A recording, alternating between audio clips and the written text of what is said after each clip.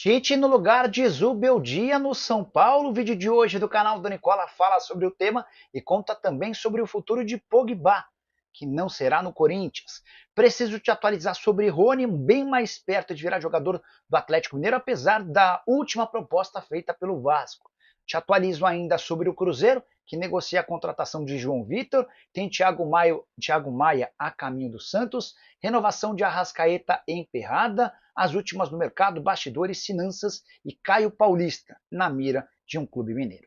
Fala aí pessoal, eu sou Jorge Nicola, bem-vindos a mais um vídeo do canal. Sem perder tempo, só pedir para deixar like, se inscrever no canal e ativar as notificações. Agora sim, começar o vídeo com aquele tradicional giro de notícias, contar que a Lusa faz jogo super importante às 19h30 dessa quarta-feira contra o Água Santa em Diadema. Se a Portuguesa vencer, ela pode até ser líder do seu grupo, mas se perder vai voltar a estar bastante ameaçada pelo rebaixamento. Já Carlos Miguel, ex-goleiro do Corinthians, falhou em 2 gols do Nottingham Forest em partida dessa terça-feira pela Copa da Inglaterra. O time dele ainda conseguiu a classificação na prorrogação, mas depois de falhar 2 vezes, o Carlos Miguel ainda saiu machucado. Já o Fluminense está de olho em Federico Girotti, centroavante de 25 anos de idade que pertence ao Tadieres. Ele chegaria para o lugar do Cauã Elias, negociado com o Shakhtar Donetsk. O Flu também tem negociações avançadas pela contratação de Otávio, volante que pertence ao Atlético Mineiro.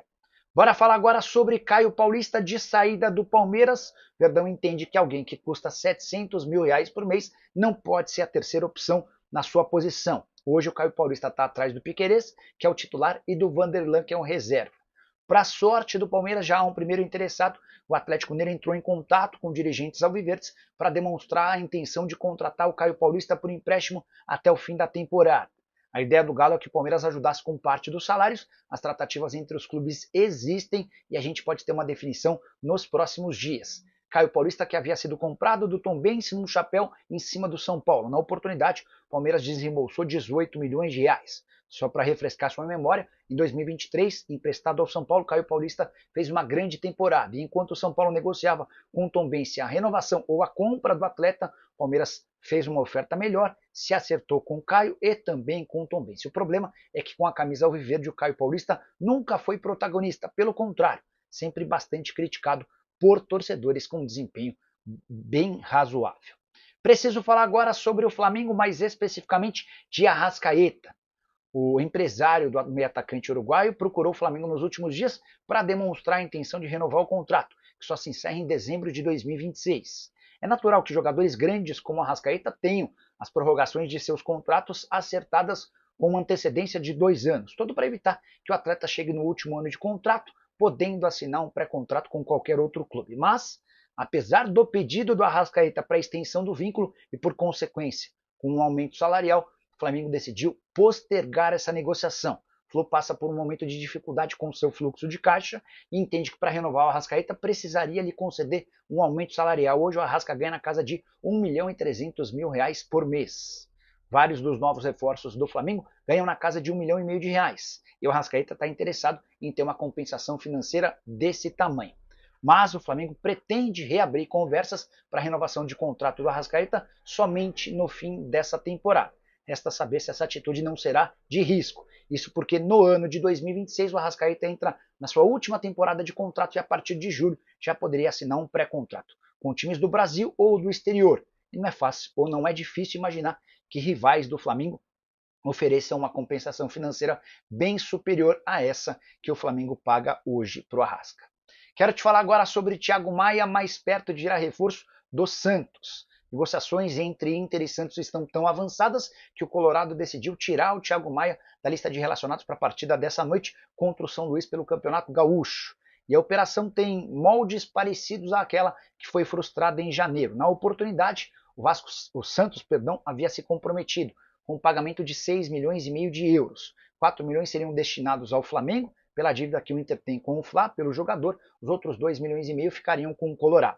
Foi exatamente por conta desses €2,5 milhões que rolou uma treta. Na oportunidade, o Inter queria a grana à vista e o Santos estava disposto apenas a parcelar. Thiago Maia fez muita força para que esse negócio acontecesse, especialmente porque ele quer voltar à Vila Belmiro para jogar ao lado do Neymar. A tendência é que o acordo seja sacramentado nas próximas horas. O Santos ainda tentou colocar o João Schmidt na operação para diminuir esse custo de €2,5 milhões. O Internacional ainda não havia se posicionado sobre o tema. Só para completar o noticiário do Santos, o Peixe estuda vender seu mando de campo contra o Noroeste em jogo marcado para 19 de fevereiro para a Arena Amazonas. Por lá, diante de 44 mil pessoas, existe a expectativa de bastante dinheiro. Só para completar, Neymar deve ser titular contra o Corinthians na noite dessa quarta-feira, em partida do Paulistão na Neoquímica Arena. Quero falar agora sobre o Cruzeiro, que já abriu negociações com o Vasco para a compra do zagueiro João Vitor, atleta de 26 anos de idade, que é muito querido pelo Alexandre Matos, CEO do Cruzeiro. Vale a lembrança de que quando o Vasco compra o João Vitor, era o Matos o diretor executivo de futebol do Vasco. A proposta do Cruzeiro ao Vasco é de 6 milhões e meio de euros, que equivalem à dívida que o Vasco ainda tem com o Benfica. Só para refrescar sua memória, João Vitor havia sido comprado do Benfica por 6 milhões de euros fixos, mais 1 milhão de euros em bônus, caso o Vasco não caísse para a segunda divisão, o que não aconteceu, ou seja, a dívida do Vasco passou a ser de 7 milhões de euros. Só que o Cruz Maltino só conseguiu pagar 500 mil euros para o Benfica, ou seja, ainda deve 6 milhões e meio de euros. O Cruzeiro se comprometeu a assumir esses 6 milhões e meio de euros para que o negócio fosse sacramentado. João Vitor tem feito enorme esforço para que essa negociação aconteça, especialmente depois de um episódio na última segunda-feira, quando o Vasco empatou em 0-0 com o Sampaio Corrêa. Ele foi filmado discutindo com torcedores do Cruz Maltino. A partir daí, o filme do atleta ficou ainda mais queimado. A saideira em relação ao Cruzeiro, o clube acaba de contratar Rodrigo Jordão, ex-Palmeiras. Esse cara vai ser o coordenador técnico de todas as categorias de base da Raposa. É o Matos tentando melhorar a base do Cruzeiro, como fez em relação ao Verdão.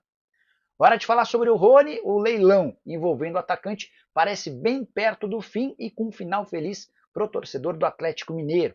Na manhã dessa quarta-feira, antes de gravar esse vídeo, conversei com uma das pessoas bem próximas do Rony e ouvi que o Galo fez uma última proposta na noite dessa terça-feira que agradou. Está tudo se encaminhando para que esse acordo seja fechado. Uma curiosidade, também nas últimas horas, o Pedrinho, presidente do Vasco, entrou em contato com o staff do Rony para dizer que cobriria qualquer outra oferta. Então, o Rony inicia a quarta-feira com uma ótima proposta do Galo e outra ótima oferta do Vasco. Mas o Rony prefere jogar no Galo. Entre outras coisas, por esses motivos que eu vou citar agora, foi o que eu ouvi dessa pessoa próxima ao Rony, abre aspas, o Rony quer ir para o Atlético. Tem muita gente que ele gosta jogando lá, como Gabriel Menino, Scarpa, Daverson, sem falar no Cuca, que está fazendo muita força para que o negócio seja fechado, fecha aspas. Só para complementar, a proposta do Galo ao Palmeiras gira na casa dos 6 milhões de dólares, é o mesmo que o Palmeiras ganharia se o negócio com o Fluminense tivesse acontecido 2 semanas atrás. Ah, tem mais uma informação envolvendo o Rony. O Grêmio chegou a sondar o atacante no início dessa semana, mas acabou descartando a operação por conta da pedida do Rony, próxima de 1,5 milhão de reais. Hora de falar sobre o Corinthians. Paul Pogba está ficando cada vez mais distante. Proposta feita no mês passado de 3,5 milhões de reais mensais não foi aceita pelo jogador, que agora tem oferta pesada da Fiorentina. Pelo menos é o que garante o site Fichagens, que cobre o mercado europeu, com sede lá na Espanha. A apuração do pessoal dá conta de que a Fiorentina fez uma oferta boa e tem o exemplo de De Gea para convencer o Pogba a assinar contrato. Só para lembrar que o De Gea, goleiro, foi companheiro do Pogba nos tempos de Manchester United, os dois estavam por baixo e o De Gea vive grande fase na Fiorentina, que faz campanha das mais interessantes no futebol italiano. Importante lembrar ainda que o Pogba já tem autorização da FIFA para voltar a treinar em qualquer clube com quem ele tem interesse de fechar a partir de janeiro, e em 11 de março termina a suspensão por doping. O francês ficou 2 anos parado porque foi flagrado num exame antidoping.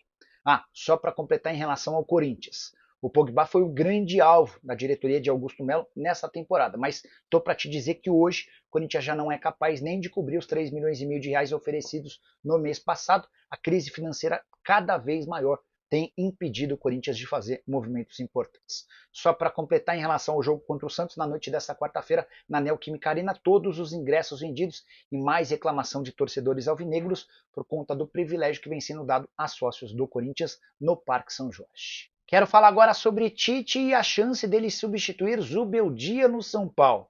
Que a pressão pela demissão do técnico argentino é grande e vem especialmente das arquibancadas, isso é público e notório. Mas já havia contado para vocês que os dirigentes do São Paulo têm bancado a permanência do Zubeldia.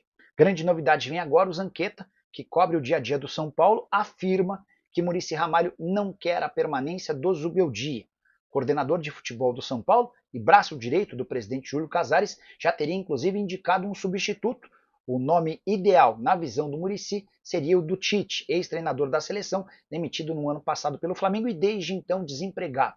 Tite, que já recusou várias propostas de clubes brasileiros nas últimas semanas, alegando que vai esperar até a metade do ano, com a chance ou com o sonho de trabalhar no futebol europeu. O que eu posso dizer para vocês a partir das minhas apurações é que o São Paulo assegura que nem cogita a demissão do Zubeldia antes do fim do Campeonato Paulista, embora esse momento seja super importante. O São Paulo vem de 2 tropeços, derrota para o Red Bull Bragantino, jogando com a mais durante a maior parte do tempo, e empate com a Inter de Limeira, jogando toda a etapa final com 11 contra 10. Se o São Paulo não vencer o Velo Clube nessa quinta-feira e perder para o Palmeiras no Allianz Parque no fim de semana, a pressão vai se tornar ainda mais pesada. Zubeldia, que desde que foi contratado disputou 56 partidas, com 27 vitórias, 14 empates e 15 derrotas. Saideira sobre o tema: se optar por demitir o Zubeldia, cujo contrato se encerra em dezembro, São Paulo vai ser obrigado a gastar 3 milhões de reais, que equivalem a 3 meses do seu salário. Você trocaria Zubeldia pelo Tite? Usa o espaço para comentário para deixar sua opinião. Só não esquece de deixar like, de se inscrever no canal. A gente se encontra mais tarde. Tchau!